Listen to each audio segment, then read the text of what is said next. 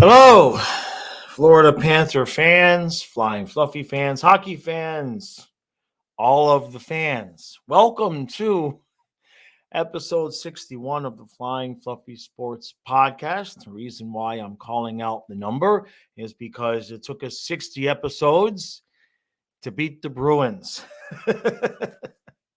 Now, normally this podcast is for YouTube members and Patreon supporters exclusively. Links are in the descriptions. Memberships start at $3 a month. But I figured today, come on now. Come on, right? Okay. That was a group collective effort. And I believe that everybody gets to share in the spoils. And so whatever bits of wisdom and creativity or possibly humor might come out of my mouth today, of all days, everyone on the channel deserves a little piece of that slice of pie. We're going to finish this off one like we always do with Story Time with Jaws. And Story Time with Jaws is about last night. But first, before we get there, I know everybody is just dying and anxious to talk about the Miami Dolphins undrafted free agents. But we're going to skip that part today because there's something else that happened yesterday and it went on. So I'm not going to just to be clear, I'm not going to sit here and mention predictions or anything like that. I'm not. That's not what this show is going to be about. You guys get enough of that.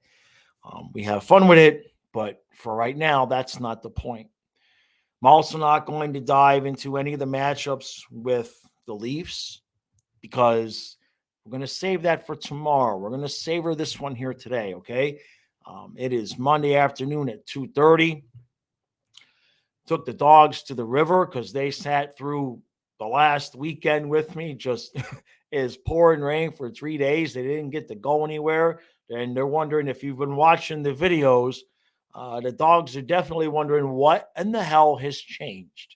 Because my son and I, Kyle, as you know, we live stream all the games and we cheer. We're happy. We get a little bit animated every once in a while, like when we beat Toronto in overtime after we had lost the 4 straight and when we clinched the playoff spot. Sure, we went pretty high, hot and heavy. But nothing like the last 2 games, where especially in game 6, I pretty much gave myself as close to a heart attack / stroke as I think you can have without passing out. So much so that I had to walk away from the camera for a little bit after the game. I had to do the same thing last night, but it wasn't as bad because I had learned just how far to elevate my voice in game 6 before the room started to spin. So, oddly enough, my game 7 celebration was maybe 5% subdued, a little bit less than the game 6, simply because I didn't want to kill myself. And if you watch the recap from last night, if you watch the segment after the first intermission, I wasn't acting. I spent the entire first period. My chest was tight. All of this in here was all tight and getting sharp pains. And I spent half of the time saying, I got to calm down. I have to calm myself down. Relax, Jaws. Relax. And eventually, once we got that goal, most of that pain went away. I'll be honest with you. So, for better or for worse, it wasn't imaginary. You know what I mean? It was a physical thing. But I'm alive. I'm not going to die on camera. Okay. Not in my 50s, right? If I get into my 70s, 80s, and I'm still doing these videos and we haven't won a cup, it's quite possible that I could croak during a live stream. Kyle has instructions to just finish the damn stream and then bury me in the backyard. So, what do you guys want to talk about? Anything? How was your weekend? Anything interesting at all? The worst part about all of this is I woke up this morning and I wanted to just savor it, and I started planning, and then I looked and it said Panthers, Leafs, and the word tomorrow was after that. Now, I might have yelped out some explicit. I cursed. I cursed 7 o'clock in the morning, and I live in the middle of nowhere. So if somebody's outside cursing at 7 in the morning, you hear it. Okay. So I couldn't believe it. And it is what it is. And it's not just us Panther fans. I mean, uh, uh, Seattle beat Colorado last night, game 7. The game was later than ours. And they play tomorrow too, as well. I mean, that's a little bit absurd to me. Um, you could have a day. You could Wednesday, would it have ruined the brand of the NHL to not have games for one day? So, but whatever that is, we'll get into that possible effect tomorrow. Not going to touch on that too much here today. Now, one thing I do want to talk about a little bit, and this kind of leads into the story time with Jaws. So I'm going to kind of give a prelude to it and then talk about some other things. Before the game the other day, after game 6, I wrote a rather long opining piece on the community post board there. I talked about energy and talked about how, on the streams, Cuban, his name, his moniker is Cuban Casanova. On every stream, he says positive energy, and he's not wrong. And he's kept those streams aimed in the right direction much of the year when I might want to go off the rails or when the chat might start to go off the rails. And so I kind of wrote an article about that, about, hey, look, the the thing that spurred the article and what part of the article was about was the fans in the stands.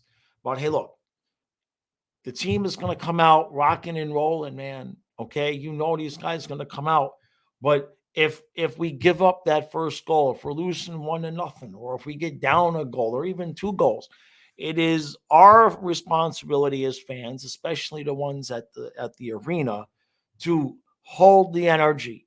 Because how many times do we hear the coaches and the players talk about, especially at home, obviously, we feed off the crowd, we feed off that energy.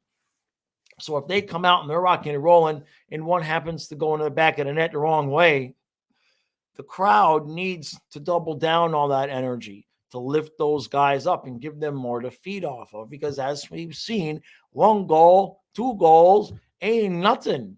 Okay. 2 games ain't nothing in these playoffs. You've got to have more goals at the end of the game, and you've got to have 4 wins. And until that happens, ain't nothing happen. Ain't nothing happen until, and this series is the prime example of it. So I wrote the article just talking about how I wanted everybody to rest, relax, keep your pregame routine, do whatever you need to do to just chill and be in a good space of mind last night, so that as a collective, as a group, as a fan base, as a live stream, as the watch parties, wherever you are, so that when bad things happen, because it's going to happen, that we all kept the same energy and we all have belief, faith, and just the knowledge that if we just continue to do what we've been doing, we're going to continue to do what we've been doing, which is winning. That's the most important thing.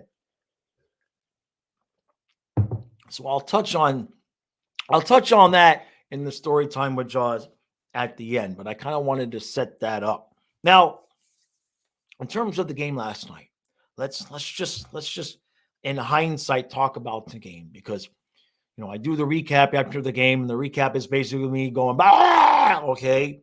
And then I do the thing with Stu where, it's more, more times than not, he's getting his opinions out and I have a little bit to say, but I don't, this podcast a lot of times is when I get a little bit more clarity on what might have happened and where we're going.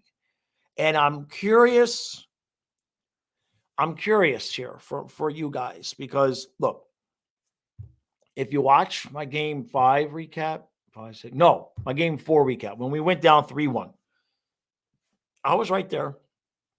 I was on the ledge. I was talking about the roster and this one and that one and this one and that one. Okay. But then Lombard got hurt and Maurice changed around the lines. And at the same time, and we'll talk about this, that's when Krejci and Bergeron came back, and we will talk about that. But he remade these lines. A couple things happened. Barkov, Duke, Verhaeghe. All of a sudden, Duke looked like Duke. Not 100%.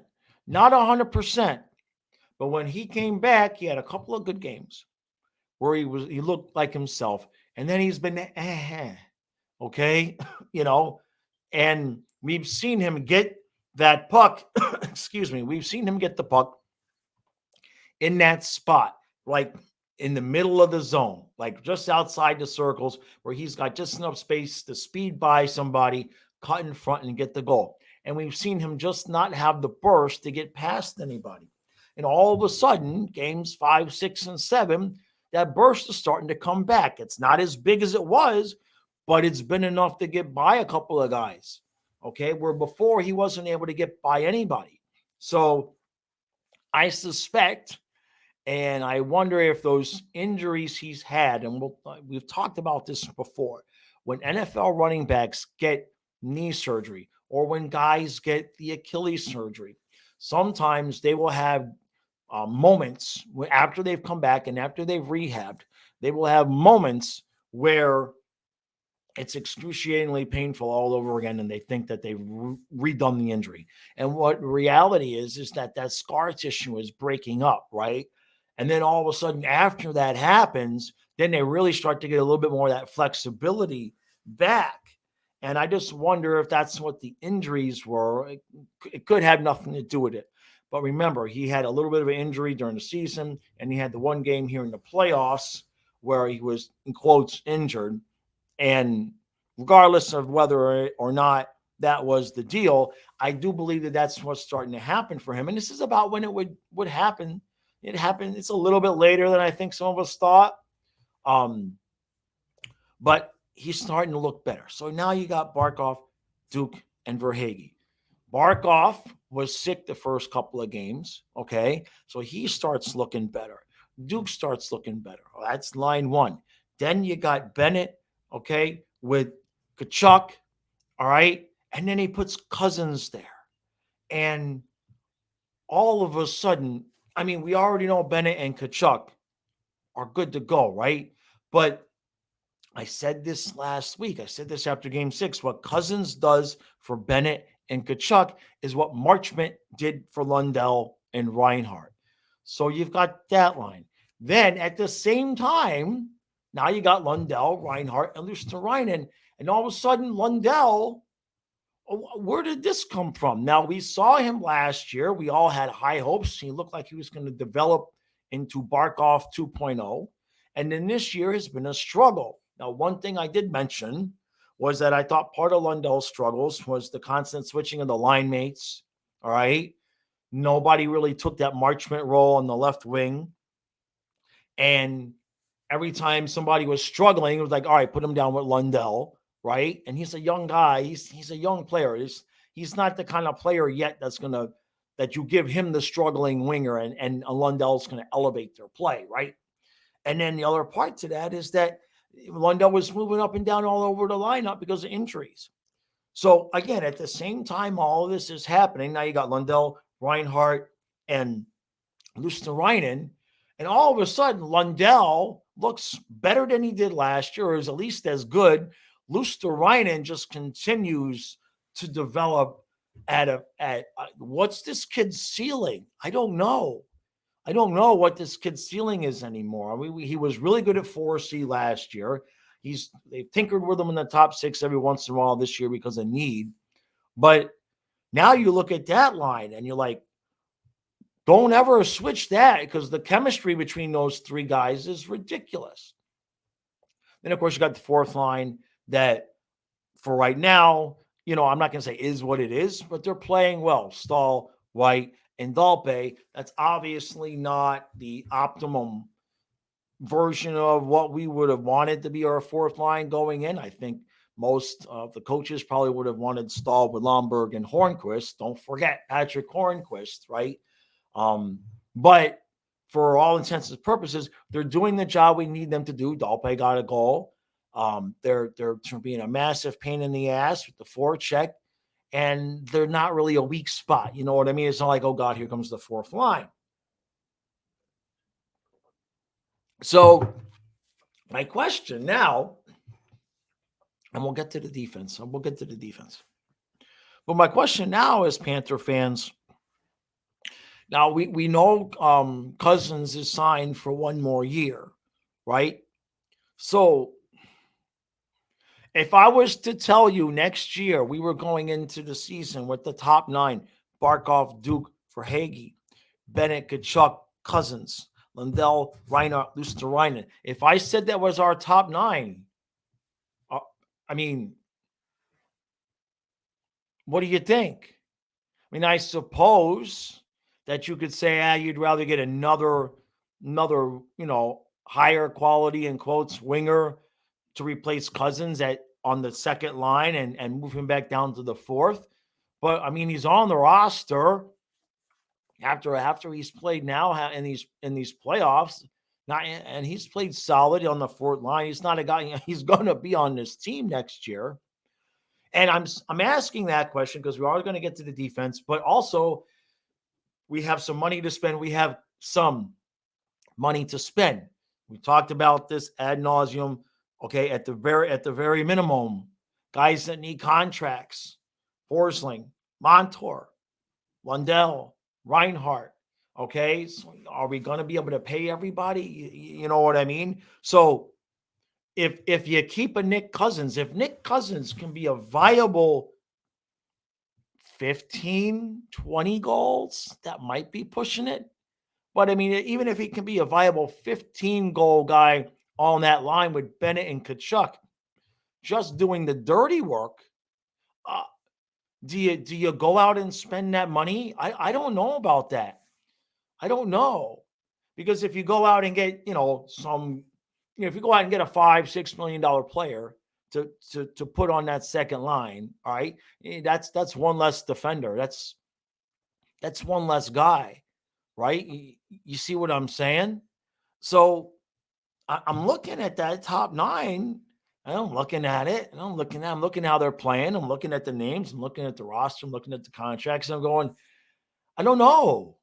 I don't know where the hole is there. If Duke is going to come back and Cousins can complement Bennett and Kachuk like that, I mean, so I think we might have kind of accidentally on purpose stepped into the right lineup, because you see how these guys are playing. They just beat Boston 3 straight. Who's the guy that needs to come out of that top nine? I don't see it. I don't see it. I know somebody could make the case for Cousins. I can buy that. But it's not that Cousins doesn't hurt Bennett and Kachuk, right? I mean, one of the biggest goals in Game 6 was, Cousins, with the mate had the shot. He can skate. He's a skilled enough guy. So that's the top nine. Now, obviously, the fourth line. I mean, you don't know if Stahl's going to come back. You don't know how much gas he has in the tank. Hornquist probably not coming back. So basically, your fourth line right now is Stahl and Colin White and Dalpe. Colin White doesn't have a contract for next year. Dalpe is the AHL captain. So I suspect, to me, looking at what we're doing now, I would use the money to rebuild the fourth line. That's where, not a lot of money, obviously, but maybe you keep Stahl to be maybe 4C, maybe a guy off the bench, right? Because then you look at the defense, right? You look at the defense. Okay. I see a lot of differing opinions about Forsling and Montour. It's the NHL playoffs. Okay. The other teams are good, right? Everybody has 3 or 4 players in the top 6 that can make any defender look bad. All right. If a great defender beat a great offensive player every time, there'd never be any goals scored. Okay. So I know Montour has the tendency to take some penalties. Sometimes, last night, We're all, I mean, the last one was kind of weak, dude. The weak cross check in the crease. Okay. So, I mean, Montour had what, 70 something points. He's had huge goals in this. You're not going to let Montour walk over money. You're not going to let Forsling walk over money. Us as fans can sit here and chitter chatter back about how much they should pay him or whatnot. But in the reality of what is going to happen, there ain't no planet. There's no planet where Bill Zito lets either one of those guys walk for money, especially now with what we're showing we can do with the half-ass ragtag, minimum wage roster. You see, you know what I mean? When I say that, I mean like Colin White is practically minimum wage. Nick Cousins is practically minimum wage. Eric Stahl is practically. So you get what I'm saying. So just there's no sense in having that. We can debate it, but in terms of what is going to happen, there's no universe. Okay, not even in the Huberto for Kachuk universe is there a universe where he lets them walk because of money. All right, so let's just start there. I would almost guarantee both of those guys are going to get extended over the summer, and then we're going to have to go and see where the money pans out after that. So, and again, with Ekblad, you bring Ekblad into the mix. Again, the same thing. We can debate as fans, and we could say this and say that and all of those things. But in the real world where Zito lives,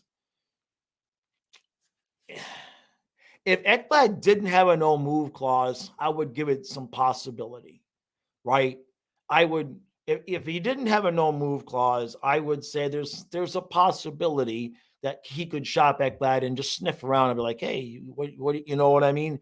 But with the no move clause and the 7.5, no team is going to take that whole salary. I don't see it.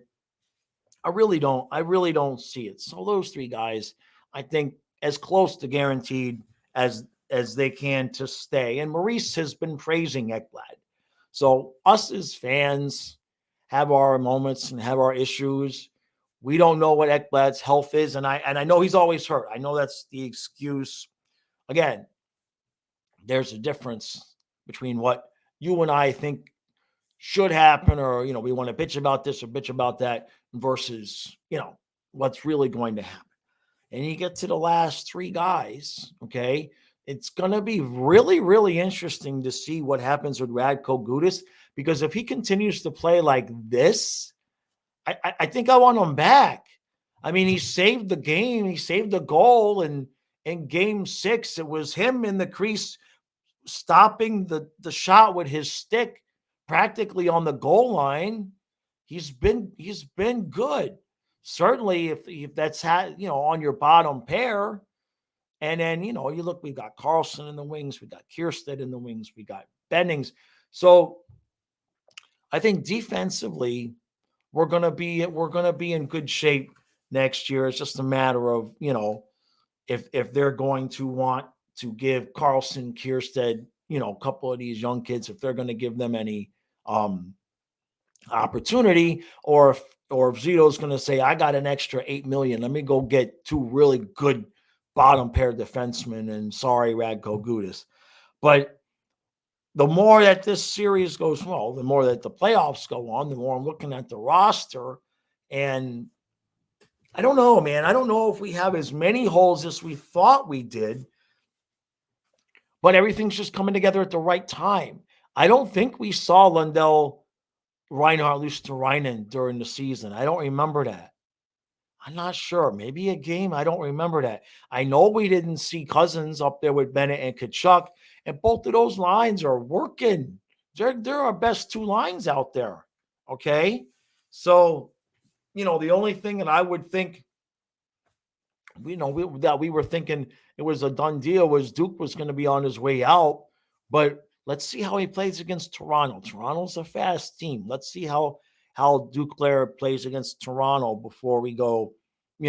He's got one more year in his deal. I think it's $3 million. So not like it costing us a bunch of money.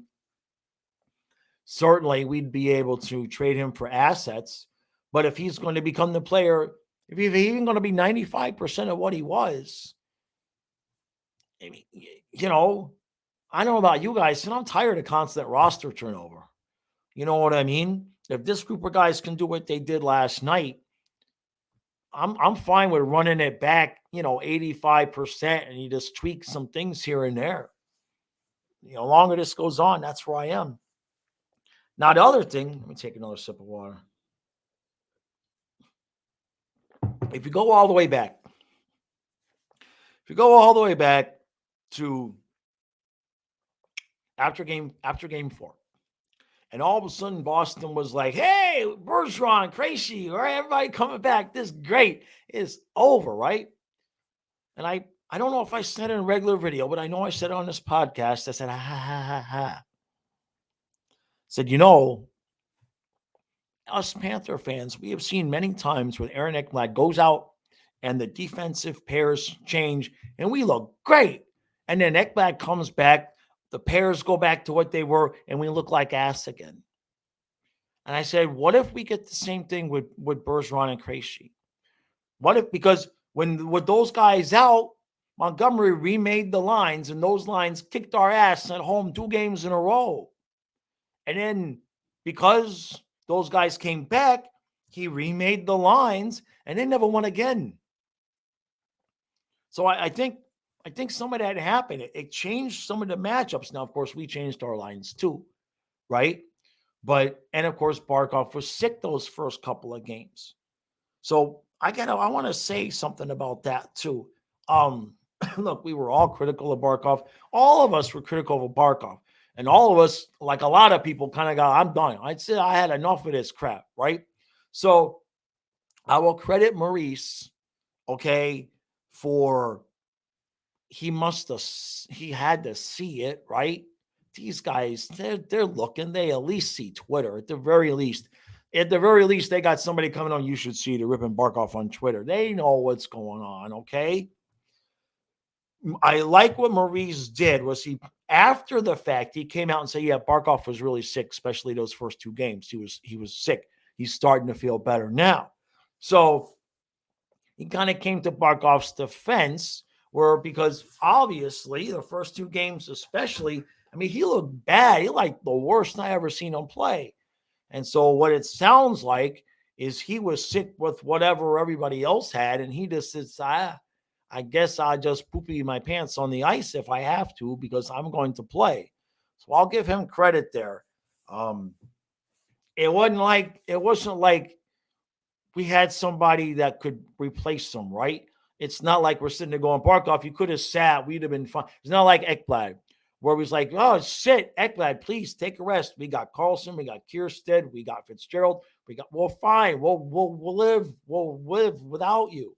It's not the same thing with Barkov. So credit to him for playing. Absolutely credit for him to play. So now, I want to talk about Toronto. All we're going to talk about tomorrow is Toronto. I don't want to talk about Toronto today. Okay.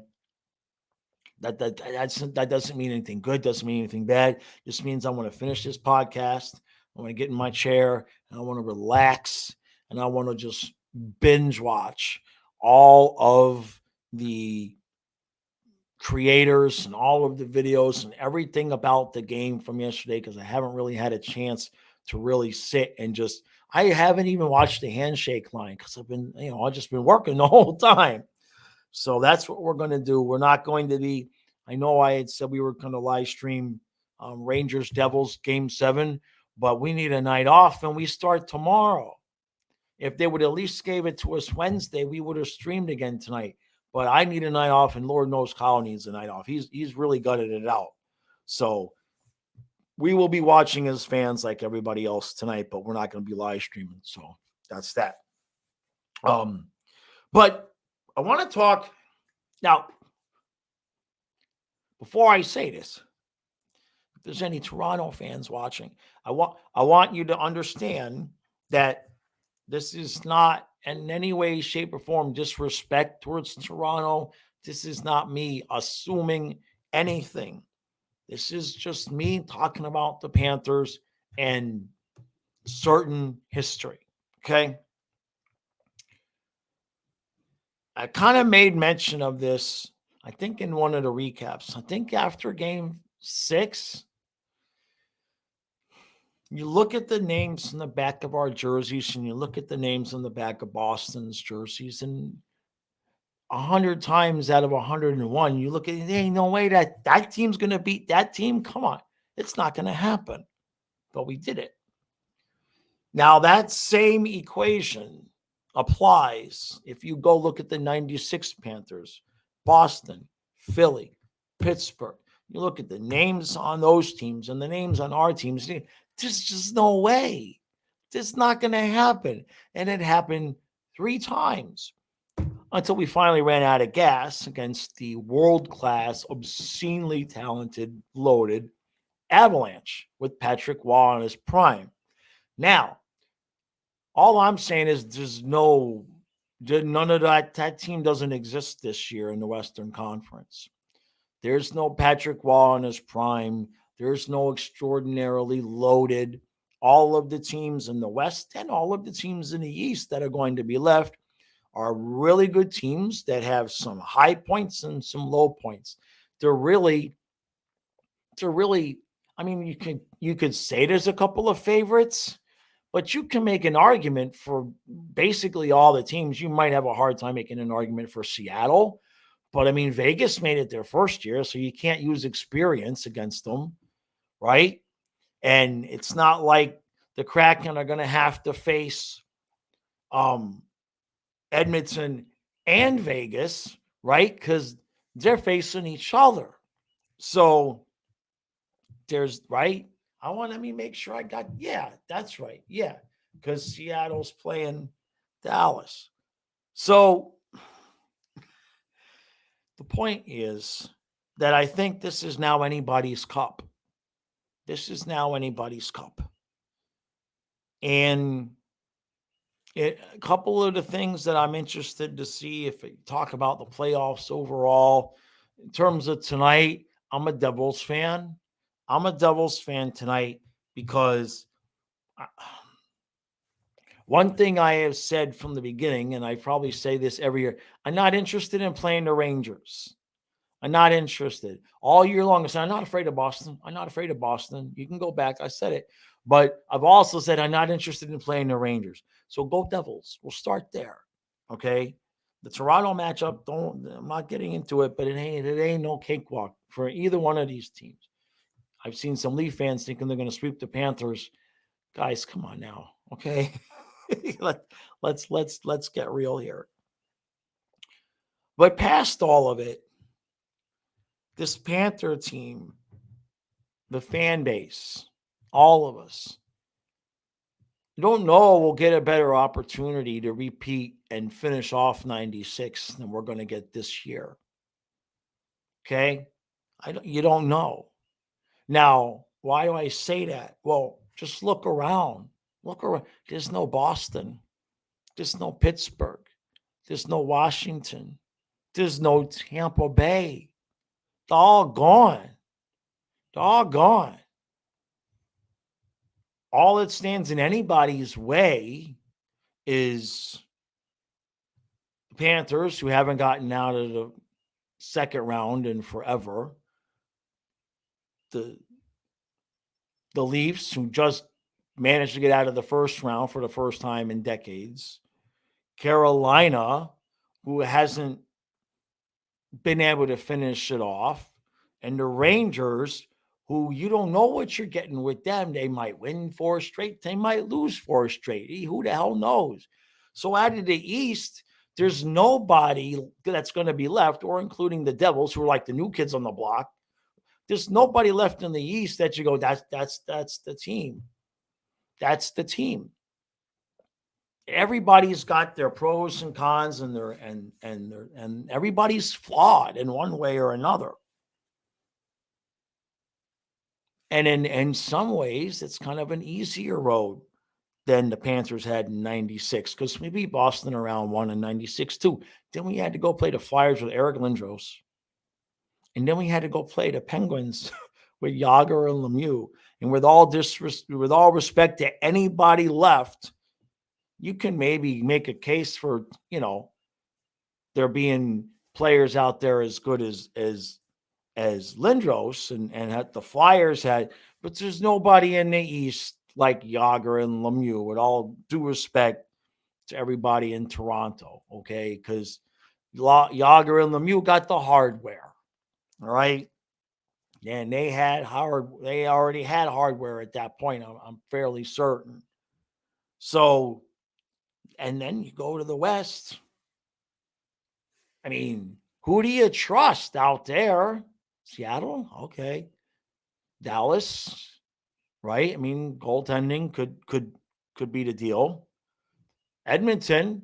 I mean, Edmonton Vegas is going to be like 10-9 every game, right? There's no lead safe in that series. There's no lead safe. When do they start, by the way? Just real quick here. When do they start? Oilers Knights Wednesday. So they're a day ahead of us. That's going to be crazy. That series. Who do you trust? I mean, you could kind of trust Vegas because you don't trust Edmonton, but is Edmonton really going to blow it again? But Vegas has kind of been there, done. That's going to be a good series. I think Edmonton, Vegas is going to be similar to Panthers, Leafs, with just opposite. Just I think their games are going to be 10-9, and every game against Panthers, Leafs is going to be 3-2. That's all. So I want to get to story time with Jaws now. Usually these shows are anywhere between 45 minutes to an hour, just depending on my energy level and where we're at. And right now, where I'm at is it was a long weekend. Good, but there hasn't been a lot of restful sleep. There's been a lot of wired. I don't know about you guys, but man, the dreams I had last night, holy crap. Like, this is not story time with Jaws, but I had dreams last night that I can't repeat. It's not like sexual, but just like crazy. Like, if I told you all the dreams I had last night, you'd have me committed. I just was buzzed. It was like I was high, man. So, the story. Now, this is from last night. This is during this stream. Nobody would know this was going on but me. Now, for purposes of this story, I have to talk about the predictions, but that's not the point. But as you guys know, whatever reason, when I get into my recap room, it generally doesn't happen so much in here. But when I get into that recap room where I've created that energy, I've been doing it for 7 years, and I just forget, turns off, and I'm just speaking. I have a tendency to get some things right. Okay. Now, lately, what I've been doing is trying to be more vocal about when I say something as a prediction. I'm being more vocal about it. And the reason why I'm being more vocal about it is not to slam, spike the football or any of that. I'm trying to teach myself to trust myself, because I have all these episodes of having said things and then hemming and hawing, and then it comes to truth, comes to fruition. So I'm trying to train myself to know, Jaws. Don't doubt. Don't doubt. That's what came out of you naturally. Now, I can't go into that room and think and say it. That's not how this works. I go in, I feel it, it just comes out. And 99% of the time, I don't even remember what I said. Okay? I don't even remember what I said. I know it after I watch it, but a lot of times when I'm done with the recap, especially the post game, I turn off the camera and I'm like, was that even any good? Because I don't remember what I'm saying. None of it is scripted. Every once in a while, I remember I got to mention, a player or something, but I don't remember what I'm saying in there. So a lot of times when I'm talking about, well, I said Carter Verhaeghe in overtime, and I keep saying it and keep saying it, that's more from just, it's at least 50-50 where, yeah, I'm saying I said it, but I'm reminding myself so that I continue to have faith, so that I keep the same energy, so that you all keep the same energy. Because I believe if we all keep the same energy, good things will happen. So last night, start third period, and wouldn't you know it, if the same exact thing happened again? We're up one, and within 5 minutes, we're down one. And that clock is ticking. And there's 12 minutes, and there's 11 minutes, and there's 10 minutes. And I'm inside wherever, my head, my heart, my gut, my soul, wherever I'm having those conversations, I'm starting with myself as like, you said we were going to win this in overtime. You said we were going to, what's going on here? And the other little voices, just have faith. Don't worry. Don't worry. Don't worry. Just enjoy the ride. Okay. 9 minutes, 8 minutes, 7 minutes, 6 minutes. Guys, I mean, Boston is shutting us. What's going on here? You said, I said, you said, I said, and you all said that we were winning this. And what's going on? You said we were winning this in overtime. Well, dude, we told you to trust us. I told you to just trust. Just trust, man. Just believe. Just trust. Okay. This is all going inside of me while I'm watching the stream. If you watch the stream, I got quiet. I wasn't quiet inside. I stopped calling the game, but I wasn't quiet inside. 5 minutes come, Kyle says, when are they going to pull the goalie? And that, boom, that snapped me back into reality. I'm like, I don't want to pull the goalie. 4, 3, and right around 3 minutes, I felt the anger start to well up. And I like, you know what? That's it. If I ain't never listening to my gut again. And if this goes wrong, I ain't never trusting that again. And then I said, wait a minute. No, I don't want to do that. I don't want to do that. I want this to be right. I want to have been right. I've been having faith in that all this time. I don't want to say screw it and just not pay any attention to that anymore. I don't want that. I said, I want this to be right. So I just, somewhere around that time where they took the timeout, I bought back in. And I just kept telling myself, just enjoy the ride. They're going to do it. They're going to do it. And I got Kyle's hand. I said, we're good. We're going to do this. We're going to do this. And then they did. They tied a game. They tied a game. And screaming and yelling and doing all the things. I released the video of all of that. We get to overtime, and I was just chill at that point. Once we got to overtime, the stress went away, the panic went away, the whole thing. Because I just said to myself, I said, 2 weeks ago, I sat in that room and said Carter Verhaeghe in triple overtime, game 7. I said, I don't know if I'm going to live through triple overtime, but at that point, I had no choice but to believe that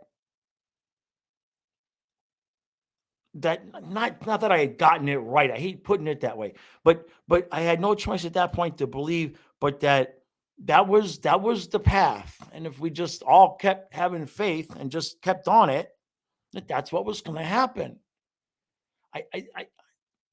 I don't know what it's just. I watched that overtime period and it just felt different. I was, oh God, there's almost a goal and everything, but it wasn't like watching the rest of the game. There was a little bit of extra piece in there going, because I kind of felt like, okay, wait a minute. I sat in there 2 weeks and I said, Carter Verhaeghe, overtime, game 7. I'm like, we're in overtime, game 7. Are you meaning to tell me that we're going to lose this after I called game 7 overtime? There was like, no way, this is going to happen. And then it happened. And what's funny is if you watch the reaction, I realized when Verhaeghe scored that I wasn't sitting there waiting for Verhaeghe to score. I had kind of forgotten that that's what I had said. I just had this piece about me that we're gonna score. So then when I realized he scored, then I lost it. I'm like, hey, in overtime, hey. I lost my mind because that's when I realized all of that whole discussion I had in my head for 10 minutes and all of that was real. It was real.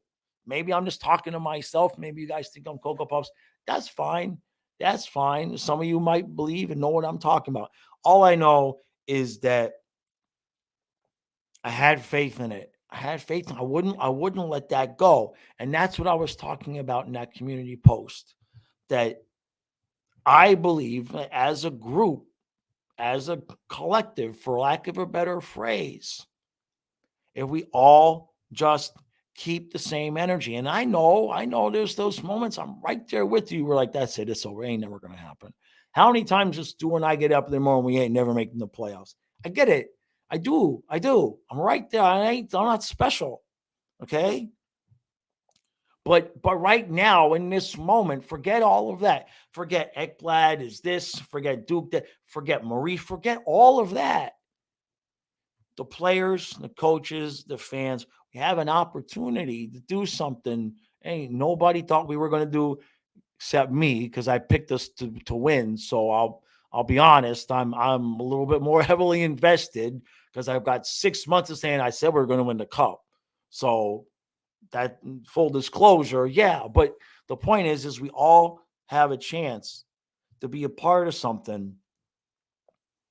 Just forget all the negative stuff that's happened. Forget the bad start and what we said about Maurice and Ekblad sucks and Ekblad blocked me and all of that crap. Forget it all. None of that matters right now. None of it matters right now. All that matters is what we go out there and do on the ice. And it don't matter if we lose game one, don't matter if we lose game. Until there's four, this team is alive. All right. Until I'm standing in front of you saying, I guess I was wrong. Until then, we have an opportunity. The team has an opportunity. The coaches have an opportunity. We as fans have an opportunity. It's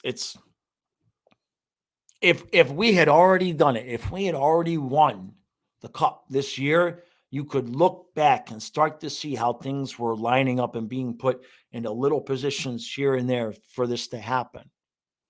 The fact that Tampa got eliminated, Pittsburgh losing both of those games. How many months did I sit here on this podcast and say we better have a lead because there ain't no way Pittsburgh's losing those two games, and yet they lost them.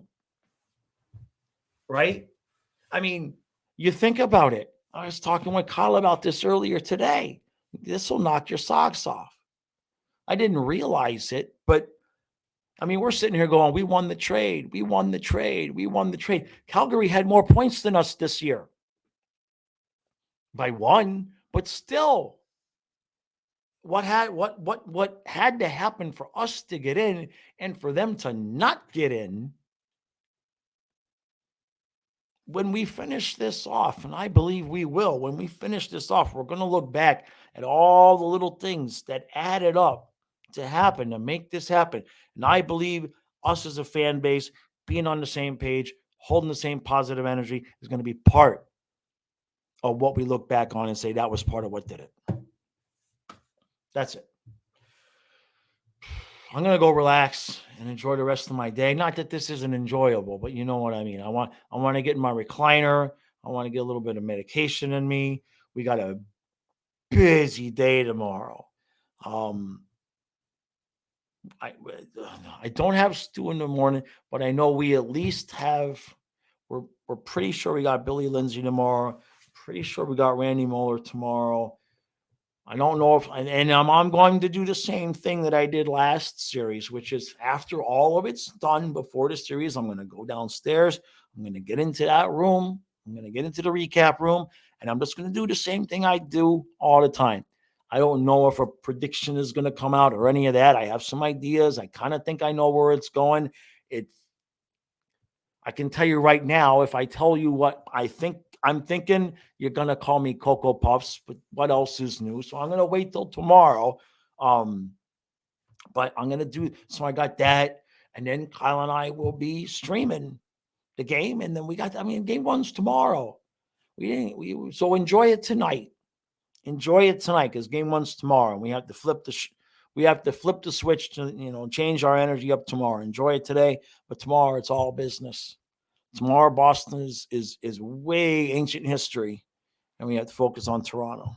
So, all right, like I said, this is normally an exclusive podcast for members and Patreon supporters. Links are in the description at $3 a month. Really, really appreciate everybody who has joined. A lot of people getting gifted memberships during the live streams. Appreciate that. And then you guys are sticking around. We are really, really close to 100 members, which for a channel my size is there's not even a word for how crazy that is, the level of support that you all have given me. Almost have 100 paid members. This is only episode 61. So I can't thank you all enough for that. All right. Oh, I got to write the article. Yeah, I'm going to relax when I got to write the article too. So, all right, ladies and gentlemen, that was one. There's more work. There's more work to be done. This is not over. This ain't over by a long shot. Appreciate all the support. I'll see you again in the morning.